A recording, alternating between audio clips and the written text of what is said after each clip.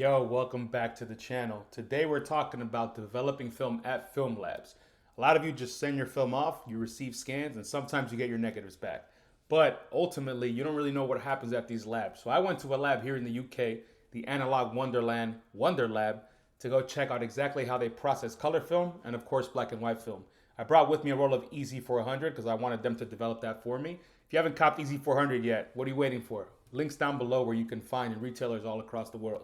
So yeah, went back to the lab, had them develop that for me, and I documented the entire process. Let's go jump in and see if you can learn something.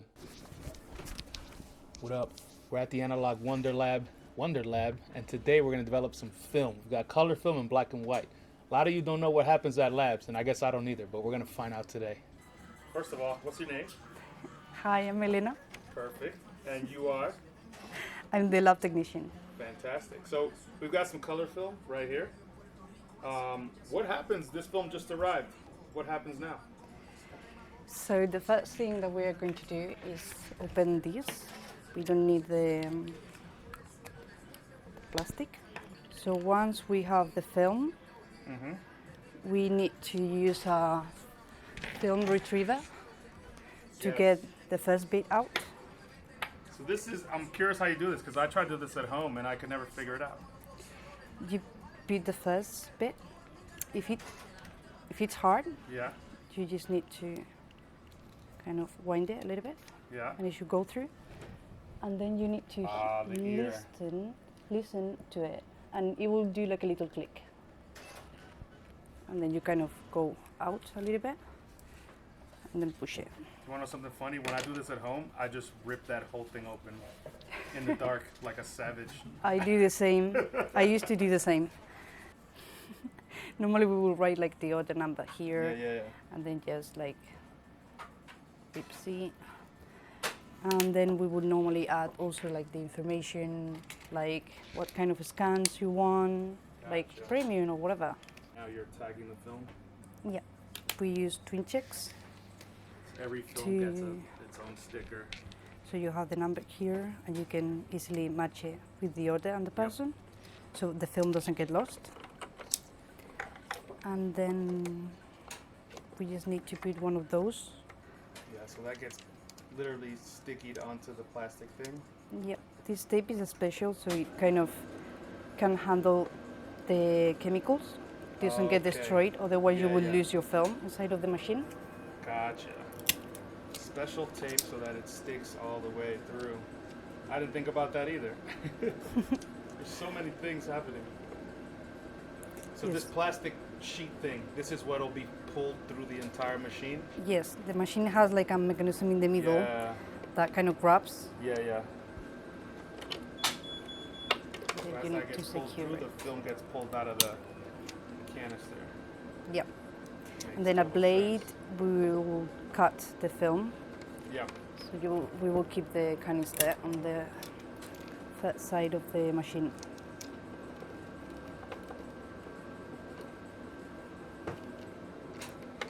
So yep, this is ready.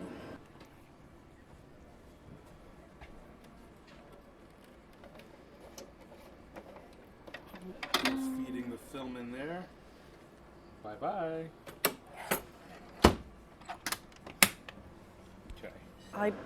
I don't know, but maybe like 5 minutes top. Oh, wow. But you can keep feeding the machine. Yeah. But like those rolls will take 5 minutes to go through the whole process. Yeah, something like that. It's not that long. Wow, It's not that's long at amazing. all. So for 120 film, the process is similar, right? Yeah.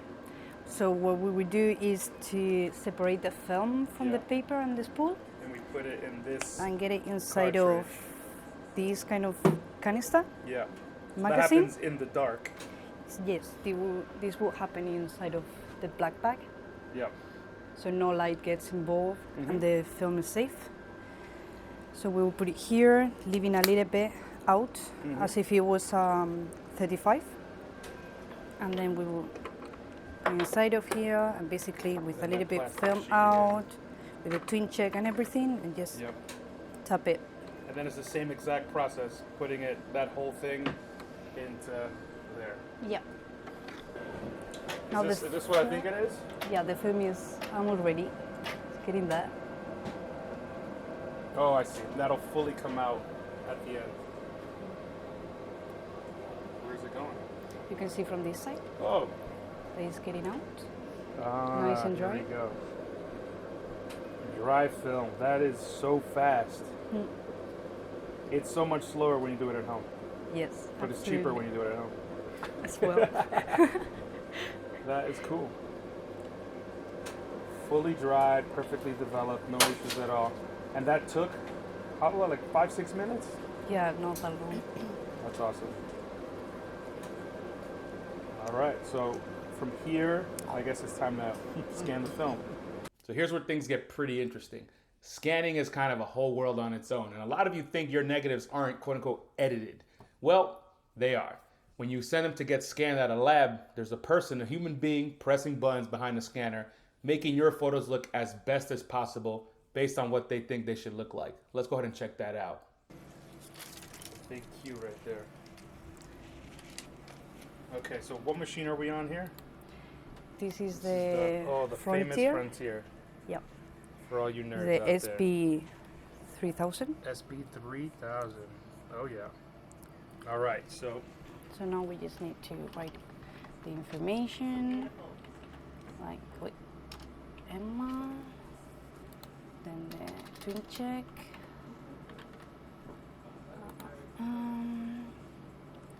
and then we can say this is color, and maybe we are doing standard, and we just put it through. cool. So it felt it in there, and then it just started doing its thing. Yep. It says So it's performing the dark correction. I guess it's like calibrating itself. Yep. How fast is this gonna go?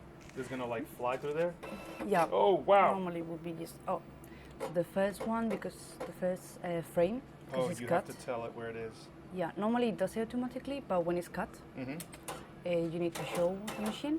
Jeez, that is flying. Well, right now it's just just going to show you a preview, Yeah, yeah.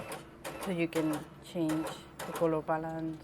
When it does the actual scan, then it takes a little bit longer. Yeah, but not that much longer when it's standard.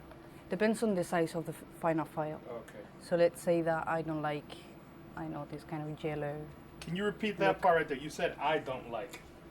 So I think that's the key thing that a lot of people maybe don't know, is that the person back here is actually making some creative choices. Yeah. Okay. So it depends on obviously the lab and the person that is scanning, Of course. but probably. And that's okay. It's not Yeah. a bad thing. Someone has to do this. Yeah. So normally we don't edit that much anyway, but if there's like a strong green cast or a strong blue cast, normally you want to kind of make it milder, Sure. so you can change it a little bit to something, so you see the difference here. It's still a little bit yellow, it's still warm, Yeah, yeah. but it's not as yellow. Gotcha. Maybe you This don't is- like it. This keyboard is designed exactly for this purpose. It will be like darker, lighter. So there is still a few decisions. Obviously, we try to stay like as close to the look that the film should have. Sure, sure. So we are not going to make a film that is meant to be called warm Yeah, yeah. or the other way. So it's you just have some- compensating. Going So quite now this fast, is as you see. feeding back out in like kind of Mhm. reverse order. But this is when it's actually taking the full scan. Yeah. You see how fast that is? It's as if there was a camera in there. Taking a little snapshot. Film from the same client. So you were telling me this computer is very old. Yeah, the scanner The is scanner very old. Yeah. So we need to use a really old computer as well. Yeah. So this is like Windows 2000, I think. And it's connected to this computer. So there's a separate computer here. Yeah, And that's the, I guess really that's old. the tower right there. Yeah, this will be the, And the hard drive. So now we need to write it. So Yeah. that is basically saving it in the hard drive, Yeah. so we can get the file in our computers to clean the dust, Yep. to send it to the client, on the customer. So we just need to go and save it on customer scans, and we have a little animation. Windows 2000. This is amazing. So the process for black and white is different, right? It is indeed. It is indeed quite Are there different. machines involved? There's one machine. One machine. Yeah, one All right, machine. let's go. Come on in. So this guy here, where the color processor, because color is all the same settings really, you don't have to change timings and everything. You don't have to need to change times. Exactly. But this fella here, it's all about like customizing whatever you can do.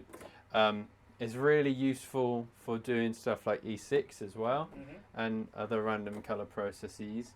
But yeah, it's a fully programmable automatic machine. All you have to do is put your chemicals in these tubs at the start. So I'm not going to do the whole thing because we don't have much time. Right here. So yeah, these you've got 6 available thingies here. So right now we're running with Xtol, which we usually use on a 1:1 ratio. Then we've got some stop bath with hardener in, and we use a Bellini FX100 fixer. Got a big wall of stuff that tells you what times for what films, because black and white films all have different development times. Exactly. Which is like one of the main differences, which makes it more complicated. What we do is first we load the film in one of these. So if you've got one film, if it's just one film that needs doing, you use a 1. But we've got ones for 2 or 1 medium format. We've got ones for 5, 35mm, or it's always fun when you can max out what you can fit in here, because technically you can fit 6 medium format rolls. 120s in here. Someone shot the same roll sometimes, then you can do that. This guy here, they can all go in at once. So which this is beautiful. is the ideal customer. Yes. Someone who shoots the same film. Yeah. You can do them all at once. Yeah. We get lots of HP5. Lots of HP5. I respect that.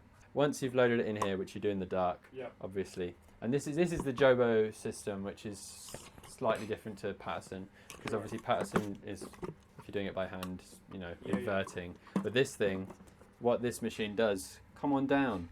What this machine does is you put this fella in here, and then once you turn it on, it rolls it back and forth. So it sort of half fills it with chemistry, so that what's in the bottom is what's getting it's very covered. efficient. Yeah. That's the beep to say it's ready, but we're not doing it. Okay.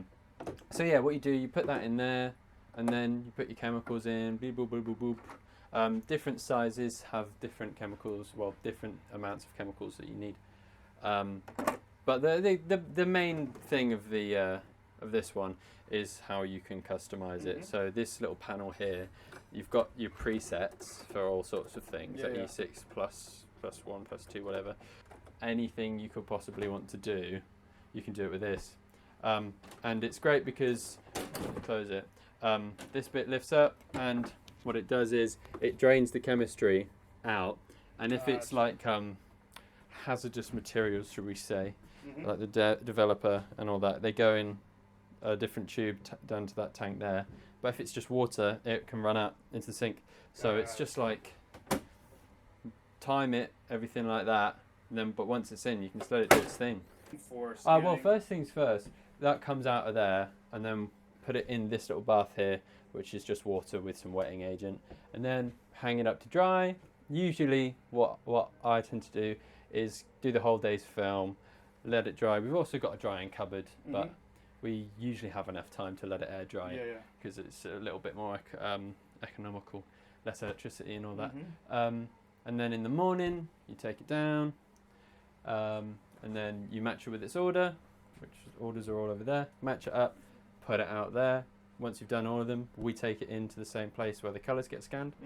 So it just goes up on those racks. Takes a little while longer to get the black and white through because of all the extra steps. But yeah, pretty simple. All right, y'all, what do you think? Did you learn something during that video? I definitely learned a bunch of stuff when I went over there to see it for myself. So, of course, if you learned something here and you enjoyed the video, please click like down below. Definitely help me out. If you haven't subscribed yet, go ahead and subscribe. And for sure, go check out Analogue Wonderland if you live in the UK and want to get some film developed. Or if you want to buy film too. All right, y'all, to the next video. I'm out.